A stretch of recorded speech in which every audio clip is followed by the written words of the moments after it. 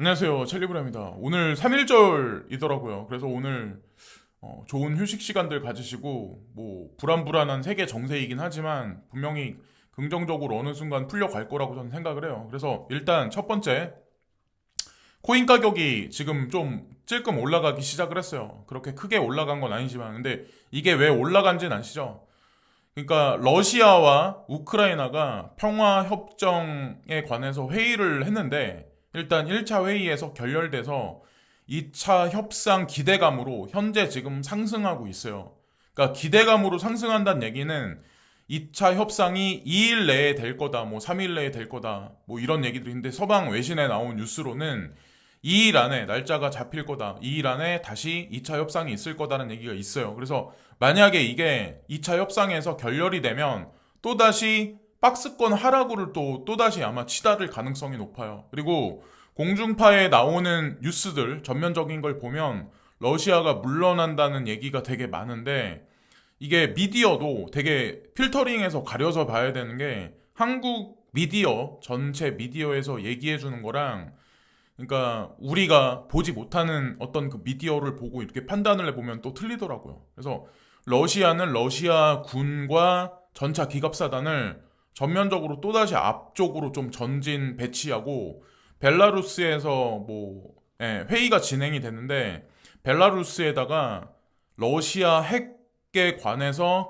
거기에다가 이제 전면 배치를 했다. 그리고 그러니까 벨라루스 국민의 65%가 그것에 관해서 찬성했다라는 얘기가 외신의 보도에 나왔어요. 예, 그래서 어쨌든 지금 현재 여러분들이 한국 미디어에서 보는 전면적인 뉴스에 관해서 100% 신뢰는 하지 마셔라. 그걸 일단 말씀드리고 어떻게 될지는 몰라요. 여기서 2차 협상에서 결렬이 된다면 그렇게 될 거고 뭐 안 좋은 결과가 나올 거고 그것에 따라서 여러분들은 대응의 준비를 이 협상 시간을 보면서 하셔야 전 될 거라고 생각합니다. 뭐 지금 물론 올라가서 좋기는 하지만 그리고 오늘 영상에서 뭐 또 말씀드리려고 하냐면 러시아, 우크라이나 이 사태가 장기화되면 사실 좋을 게 없어요. 미국 또한 그리고 지금 뭐 유로도 마찬가지로 별로 좋을 게 없어요. 지금 현재 상황이 그래서 러시아와 우크라이나 사태가 장기화되면 에너지, 식량 자원의 장기 인플레 가능성이 높은데 그것에 관해서 조금 이제 디테일하게 우리나라도 사실 이 영향권 안에 들어가 있거든요. 수출 수입 면에서. 그래서 그것에 관해서 말씀드리고 어, 중국과 러시아는 무역 거래에 있어서 여기 보면 달러 거래에 관해서 예전에는 거의 뭐 90% 가까이 됐었거든요. 2015년만 해도. 근데 지금 거래량을 거의 뭐 반 이상 줄여놓은 현재 상황이에요. 그러니까 이미 이때서부터 전쟁 준비를 전 했다라고 이제 생각하면 어떨까 예측을 할 수 있다는 생각을 하게 됐고 그리고 여기 보면 포브스지에 정확히 2월 21일 날 이 뉴스가 나왔거든요. 러시아는 미국의 석유의 주요 공급 업체입니다.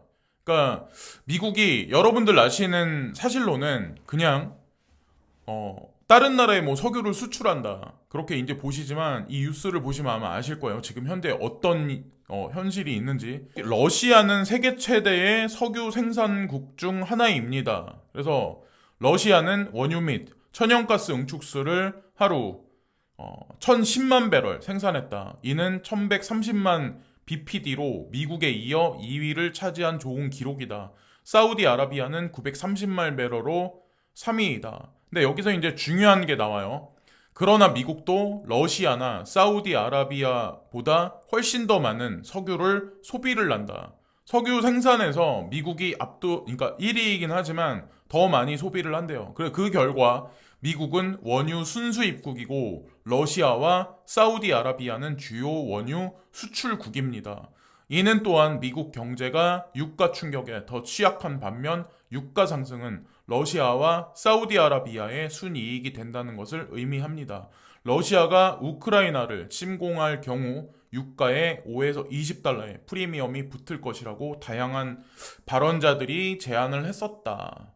그래서 실제로 그런 일이 벌어졌죠. 이거는 전쟁이 발발하기 전에 이 보도가 나왔던 것 같은데 러시아는 2021년 말에 미국 원유 수입의 7%를 공급했습니다. 이는 상당한 수치입니다. 해당 석유를 대체하면 국제 유가의 추가적인 상승 압력이 가해지며 상황이 더 악화될 경우 석유가 배럴당 100달러를 초과하게 될 것입니다. 자, 그래서 장기적인 뭐 어떤 석유 가격 인상을 어떤 뭐 국제금융 기업 같은 경우는 125달러까지 예측하는 곳도 있더라고요. 이게 그래서 1달러가 어떻게 날지 예의주시해서 이제 봐야 되고, 2월 17일 날 러시아 우크라이나가 세계 밀 공급 망에 관해서, 이것에 관해서 이제 중점적으로 나온 건데, 제가 이제 트윗을 보다 보면 다양한 자료가 많이 나와요. 그래서 보시다 보면 여러분들이 이제 멀티적으로 지금 현재 상황을 이제 접근하실 수 있을 거예요. 러시아는 세계 최대 밀 수출국으로 국제 수출의 18% 이상을 차지합니다.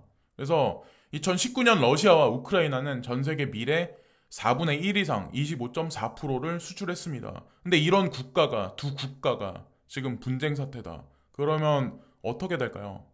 이 공급망이 차질을 빚겠죠. 인프라가 와해되고, 그러면 우리나라 전 세계 그 식량 자원, 에그플레이션을 끌어올릴 거고, 자, 그것은 인플레이션을 도모를 할 거고, 자, 이런 관점으로 보시면 어떨까라는 생각을 해요. 그래서 노골적인 공격의 경우 밀과 곡물의 흐름이 중단될 수 있고, 수입업자들이 대안을 모색함에 따라 경제적, 제재나 군사적 조치는 식품 비용에 상당한 영향을 미칠 수가 있습니다. 밀 수출에 관해서 전 세계 차지하는 비중 2000년부터 2019년까지 여기 러시아가 1위, 2위가 미국이고 3위가 캐나다, 4위가 의외로 프랑스.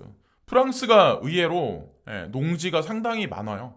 그리고 낙농업도 되게 많이 발달한 걸로 알고 있어요. 어쨌건 러시아가 1위다. 자, 이걸 보시면 되고, 그리고 또 문제가 뭐냐면, 이게 장기화되면 안 좋은 문제가 뭐냐면, 우크라이나가 전체 토지의 농지가 71.3%예요. 그래서 뭐 세계의 곡창지대라는 어떤 그 수식어가 있더라고요. 우크라이나를 이렇게 평할 때. 또 하나 이제 흑해에 관해서, 흑해를 통과해서 우크라이나에서 이 밀이, 전반적인 어떤 이 곡식이 수출이 돼야 되는 이 항로를 그러니까 통과를 해야 되는데, 여기 이제 러시아 함대가 또 지키고 있다. 이 길목을 또 지키고 있다고 하더라고요. 그래서 여기를 통과해야 되는데 95%가 이 길로 왔다 갔다, 이게 항로로 왔다 갔다 한다고 하더라고요. 그래서 이거를 여러분들 보셨을 때 어떻게 생각하시나? 그래서 빨리 종식이 돼야죠. 이게 만약에 장기화되면 이 우크라이나 밀 수출이 막혀버리면 진짜 큰 일이 생길 가능성이 높다는 거죠. 그래서 어쨌건 코인이 올라가는 것도 중요하긴 하지만 사실 먹고 사는 문제하고 직결돼 있기 때문에, 북미, 그러니까 뭐 아니면은 뭐 미국하고 유럽 전체를 다 합한 게 여기 나와 있는 이제 110 정도 되는 수치거든요. 에너지에 관한. 근데 중국이 지속적으로 계속 올라가서 버금가게 올라간 건 아닌데, 제가 이걸 말씀드리려고 하는 거는 뭐냐면, 이런 게 있었죠. 러시아를 스위프트에서 배제한다라고 미국에서 지금 얘기를 하는데, 러시아는 중국과 30년짜리 천연가스 딜을 파이프라인 건설로 인해서 체결을 했어요. 그것도 유로에 관해서. 이게 나온 게 2월 4일 날 나왔어요. 이미 준비를 했었다는 거예요. 러시아, 중국, 거기다가 인도까지. 인도는 작년에 비료에 관해서 체결을 했죠. 그리고 무기에 관해서 러시아하고 계약 체결을 했죠. 에너지 자원에 관해서도 계약 체결을 했죠. 그래서 이런 얘기가 있더라고요. 제가 보니까는 트위터 상에는 지금 러시아 뭐 장관이 그런 얘기를 했더라고요. 전 세계 뭐 하나의 커런시를 위해서 지금 작업을 하고 있다. 근데 그 하나의 커런시가 위에나도 아니고, 그렇다고 뭐 러시아의 루블도 아니고, 더더욱이나 스위프트의 대표적인 달러도 분명히 아닐 거고 라는 생각을 했거든요. 어쨌건 중요한 건 러시아는 SPFS를 지금 이 시스템을 마련을 해놨고, 그리고 중국은 CIPS 이거를 마련을 해놨더라고요. 그래서 CIPS와 SPFS 이 구도 관계와 관련돼 있는 국가나 통화에 관해서 제가 뭐 시간이 없어가지고 오늘 지금 영상에서 말씀 못 드리는데, 이걸 또 따로 조사해가지고 스위프트 2.0하고 연결해서 한번 영상을 한번 만들어 볼까 생각을 지금 하고 있습니다. 그래서 어떤 얘기들이 있었냐면, 11월 13일, 그러니까 2019년, 벌써 지금서부터 뭐 3년 전이죠. 벌써 그때서부터 이런 얘기들이 있더라고요. 중국, 러시아, 그리고 인도와는 스위프트의 대체제를 창조하기를 원하나? 뭐 이런 얘기들이 있더라고요. 근데 이때서부터 이미 준비를 했었다는 거예요. 이 세 개 국가는 이미, 그리고 이면에서는 예, 벌써 외교적인 관계가 연결이 돼 있지 않았나라는 생각을 전 이 기사를 보면서 이제 하게 됐어요. 그래서 현재 사태를 돌아가는 걸 보시면 아시겠지만 스위프트 1.0에 사실은 현재는 이제 러시아가 여기서 이제 제거당했고 잠정적으로 제거당할 두 번째 국가가 중국인데, 중국이 전 세계에서 무역 거래에서 차지하는 비중이 상당히 높기 때문에, 자, 그러면 스위프트 1.0에 크랙이 갈 거고 그 빈 공극이 생기면 스위프트 2.0이 구현되는 하나의 그 도화선이 되지 않을까라는 생각을 합니다. 이게 만약에 별로 문제가 없다면 이 망을 만들어낼 그럴 필요가 전혀 없죠.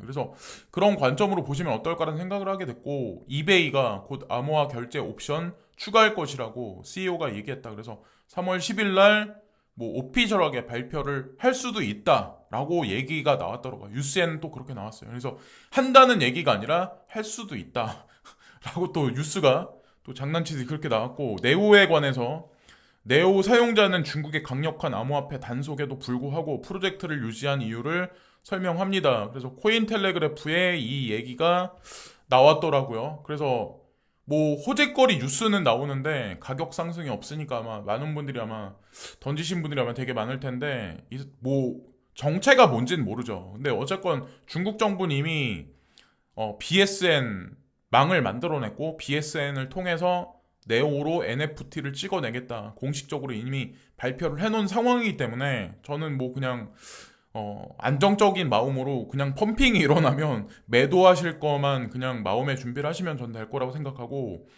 월요일 날 네오는 21개국 9만 개 조직과 120만 명 직원으로 구성된 지원 네트워크를 보유한 EU의 사회적 경제 네트워크인 디시스와의 파트너십을 발표를 했습니다. 제가 그래서 이거를 트위터를 보고 조사를 해봤는데, 이게 뭐 사회 뭐 안전망, 사회 경제 뭐 안전, 근데 유로에 국한된, 유로하고 이제 관련된, 근데 제가 보니까 네오 재단이 있어요. 네오 재단에서 2억 달러를 디시스에다가 뭐 지원을 해준다, 투자를 해준다. 근데 그런 얘기들이 있더라고요. 그래서 왜 그 돈을 차라리 코인 가격 펌핑 시키는데 쓰지? 아마 투자자분들은 아마 그렇게 답답해 하실 텐데, 기다려 보세요. 그리고 이런 게 있죠. 중국은 BSN을 만들어냈고, 자, 이거는 R3는 아마 아실 거예요. 전 세계 이제 금융 결제망 중에 또 하나인데, BSN과 R3는 파트너십 관계고, R3는 스위프트하고 또 파트너십 관계예요. 그리고 R3는 XRP하고 파트너십 관계고. 자, 이걸 봤을 때 어떨까요?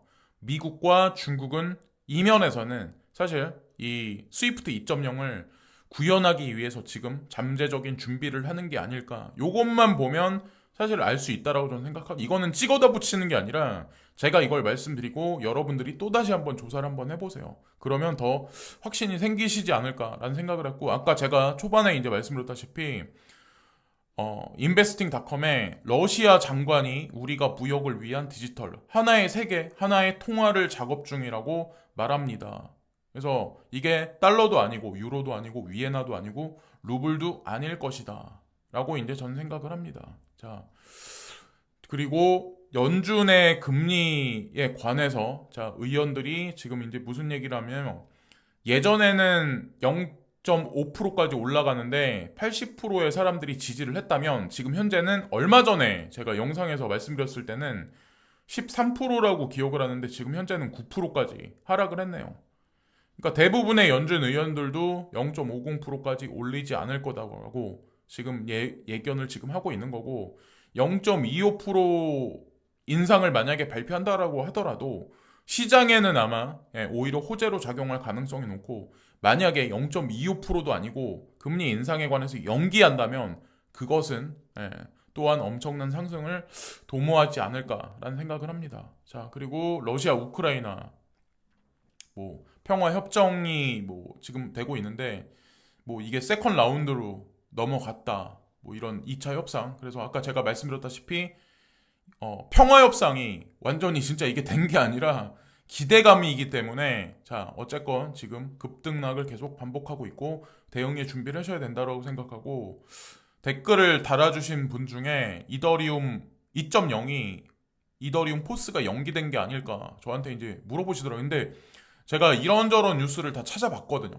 다 찾아봤는데 연기된다는 말은 없어요. 공식적으로 지금 나와 있는 연기된다는 말은 없어요. 그리고 코인베이스에서 이자율을 2배 가까이 올려준다는 얘기를 오피셜하게 이제 발표를 했던 게 사실 6월 달이거든요. 6월 달 기점이었거든요. 근데 그걸로 봐서는 그냥 뭐 진행되지 않을까. 그리고 만약에 늦어진다라고 하더라도 한두 달? 만약의 경우. 그리고 여러분들이 이제 잊지 마셔야 되는 게 이더리움의 난이도 폭탄이 떨어지면 많은 채굴자들이 채굴 해시레이트를 이쪽으로 끌고 올 가능성이 높아서 이더리움 클래식의 해시레이트가 폭발하면 상승과 도모를 하기 때문에 사실 장기적인 관점에서 저는 이더리움 클래식을 보유를 한 거거든요. 그래서 지금 현재 가격이 오르락 내리락 해서 터무니없는 가격까지 폭락한 건 사실이긴 하지만 아마 2번 급등락을 아마 했을 거예요. 폭등과 폭락을 했을 거예요. 제가 기억하기에는. 근데 2.0이 구현되면서 어느 시점부터는 안정적으로 우상향하는 시점이 도래하지 않을까. 그런 관점으로 이클은 보시면 어떨까. 그래서 만약에 향후에 평화협정 결렬 얘기가 나와서 폭락이 온다면 그때를 매집 시기로 보시면 되지 않을까.